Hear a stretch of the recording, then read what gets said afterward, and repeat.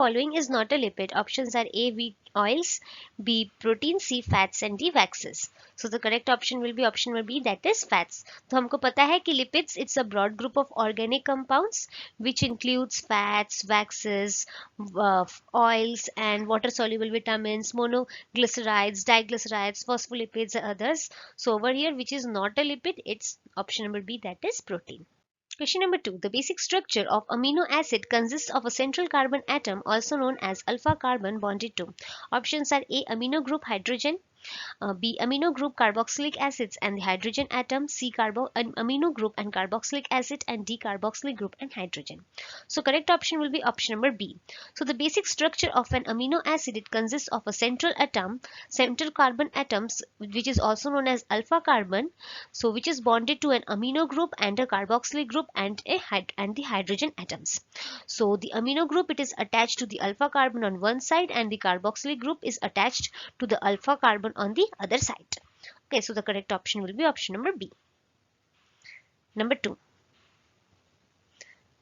Question number 3. The gut microbes metabolize L-carnitine into which metabolite that has been shown increase cardiovascular diseases? So the options are A, choline, B, betaine, C, trimethylamine, that is TMA, and all of the options D.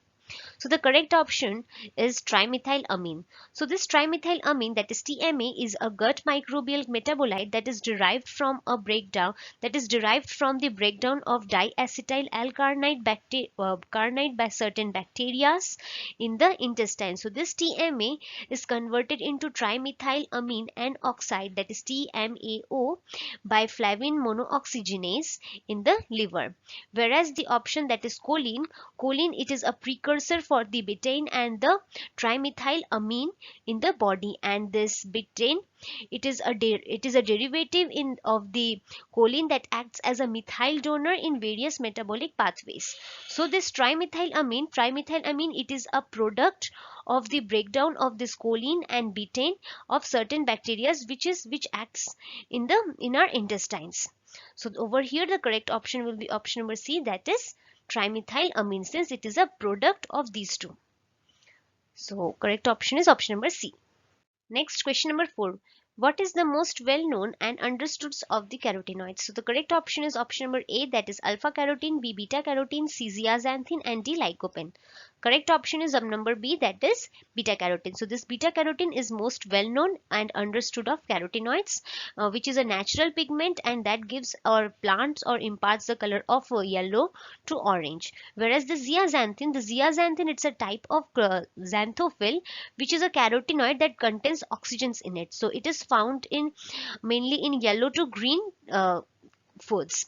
Whereas this lycopene, it's also a type of carotene and it is responsible for giving the red color in the fruits like in tomatoes or watermelons or grapefruits and others. So over here the correct option is option number B, that is beta carotene. Next,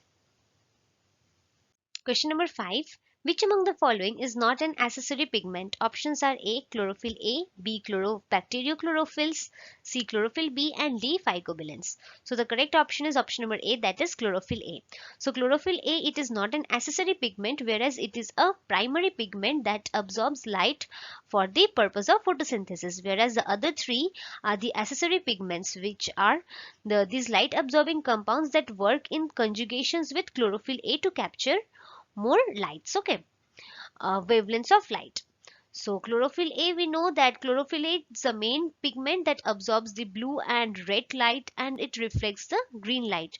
Whereas bacteriochlorophylls, it's a type of chlorophyll that is found in some bacteria such as purple bacteria or green sulfur bacteria. Whereas chlorophyll B, it's a type of chlorophyll that is found in green algae or in other higher plants. Whereas phycobilins, it's a type of accessory pigment that is found in the cyanobacteria, red algae. So over here the correct option is option number A, that is chlorophyll A.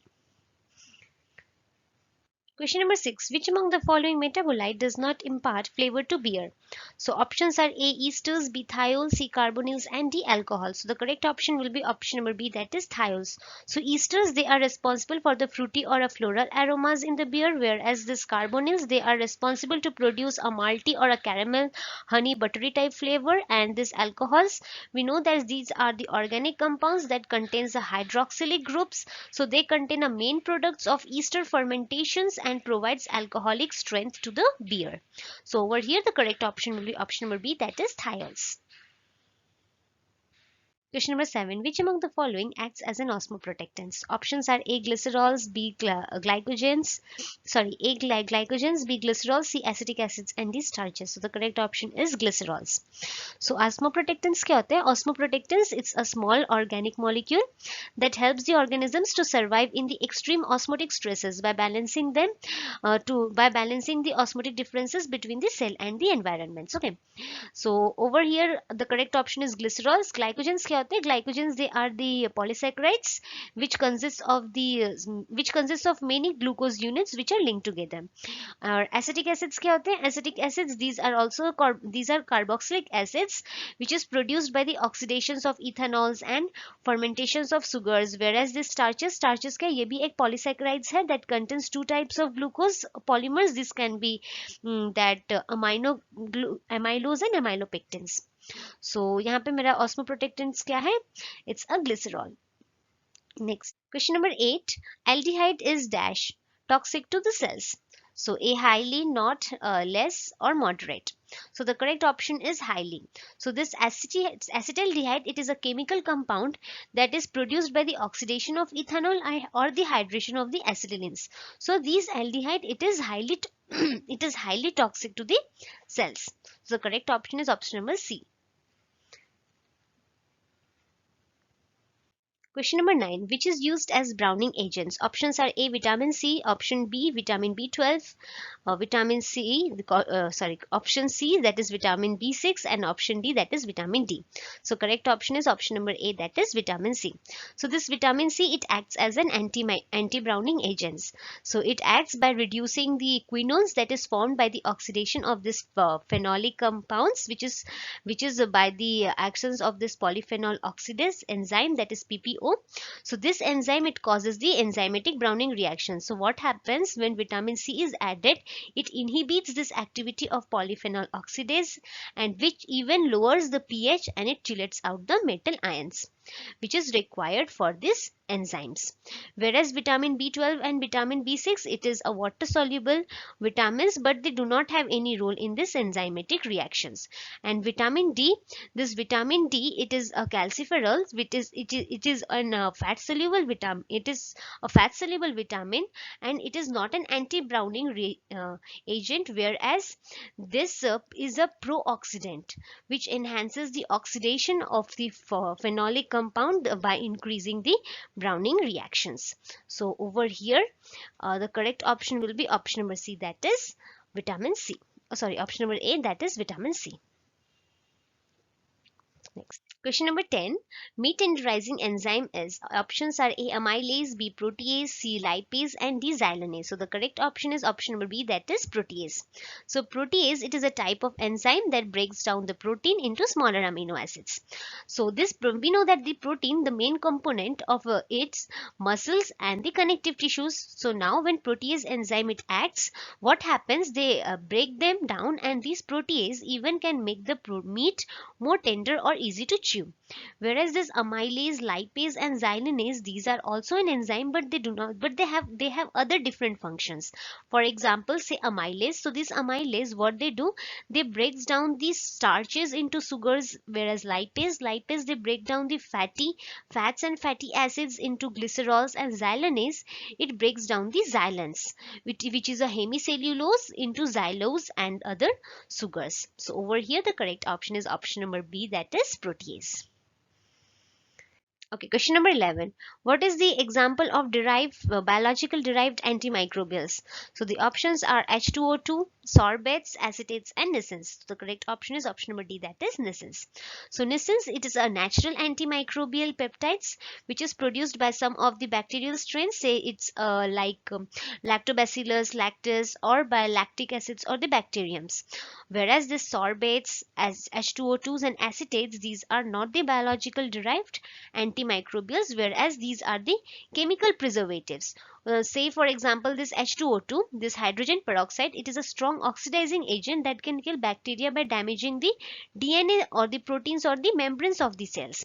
Whereas this sorbates, it is for example say sodium sorbates or the potassium sorbates. So it is a salt of the sorbic acids, fatty acids, and which can inhibit the growth of the molds, yeasts, and other bacteria by interfering their metabolisms or the pH. Whereas this acetates, say sodium acetates or the calcium acetates for example, so these are the salts of this acetic acids, which is a weak acid rather, but it lowers the pH, or it even creates the unfavorable environment for the microbes, so for which reasons the microbes cannot grow.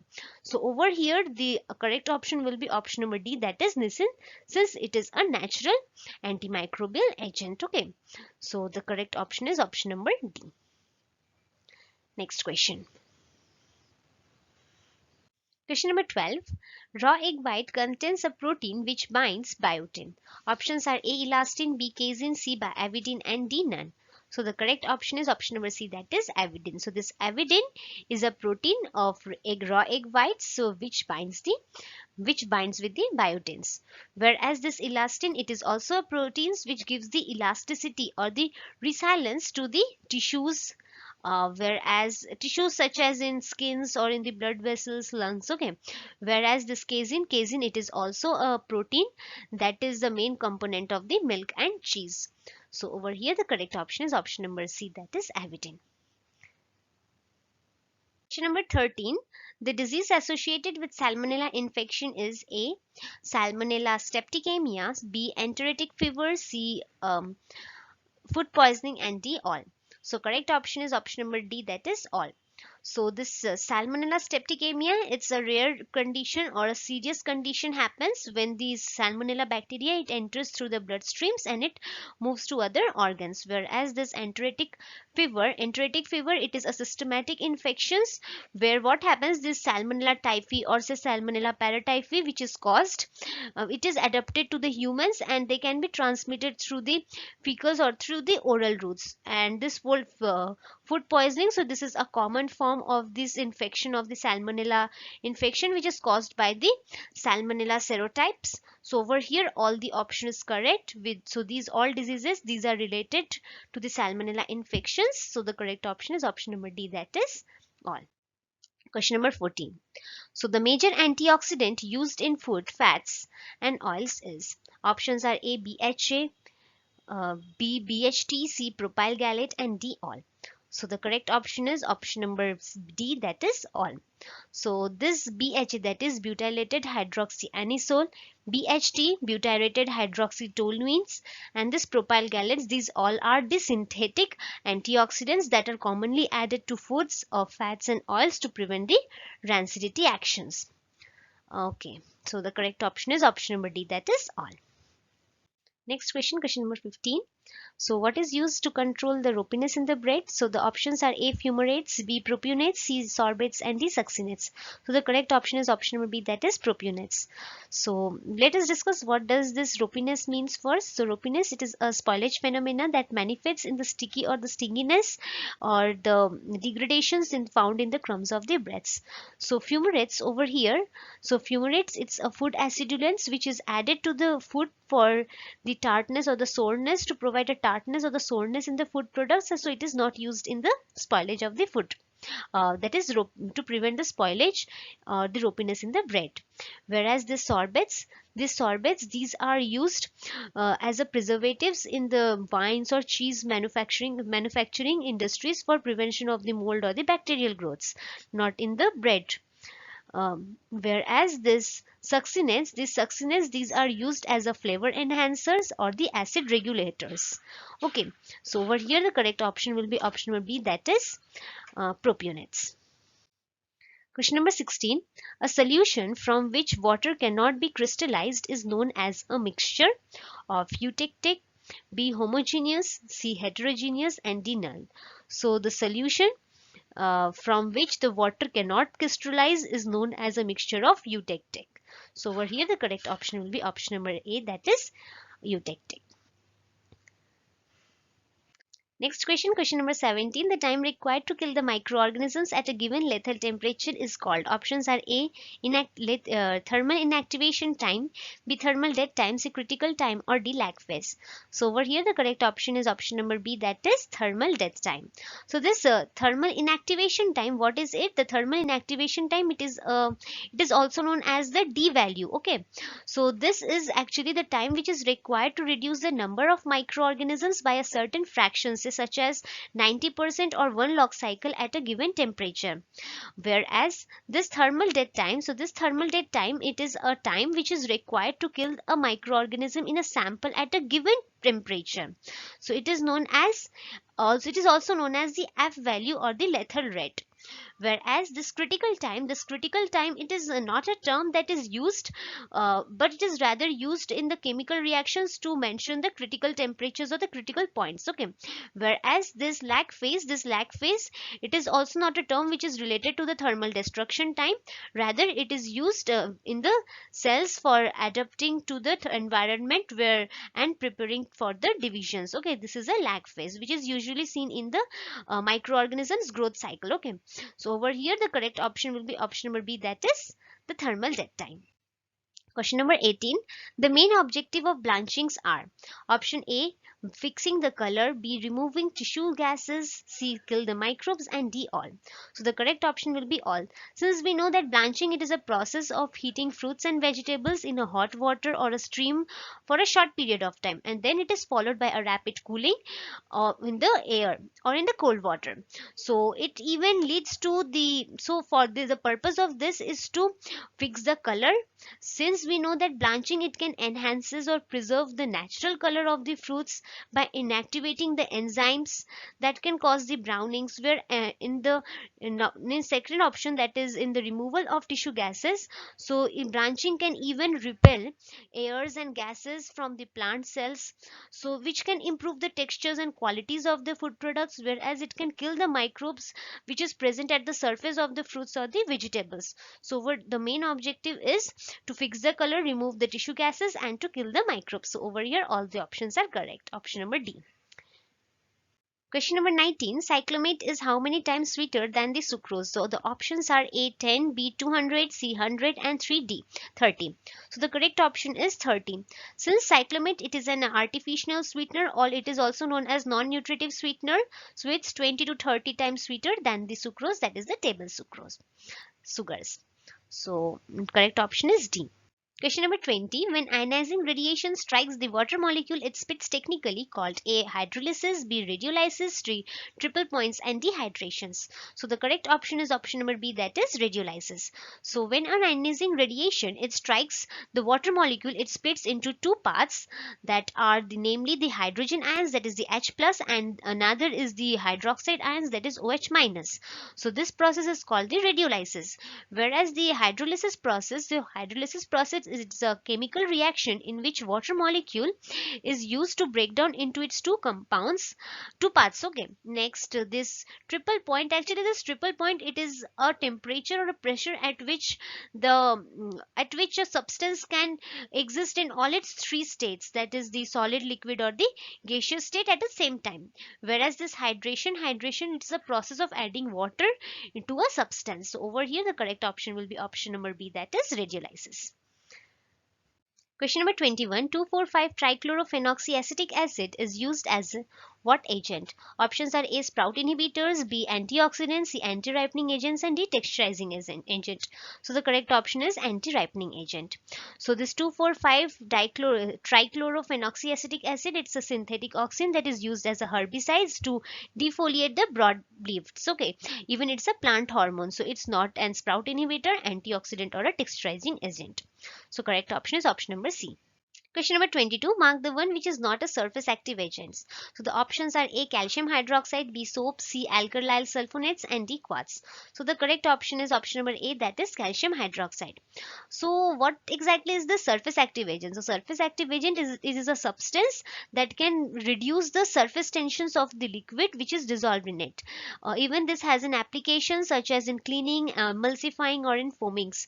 So out of the given option, calcium hydroxide, it is not a surface active agents, whereas this calcium hydroxide, we can say it is a chemical which is mainly used in food industries as a pH regulators or as a forming agents or as a leavening agents, whereas this soap, alkyl sulfonates, and quartz, these are the surface active agents. So we know this soap, how it is made. These are made from the reactions of the fatty acids with the alkali metal hydroxides. Okay, and it is even used as a cleaning agents, whereas this alkyl sulfonates, these are the synthetic surfactants which is used in as a laundry detergents. And these quads are actually the quaternary ammonium compounds. So these are the cationic surfactants that can be used as a disinfectants and even as a fabric softeners. So over here, among the following, calcium hydroxide is not a surface active agent.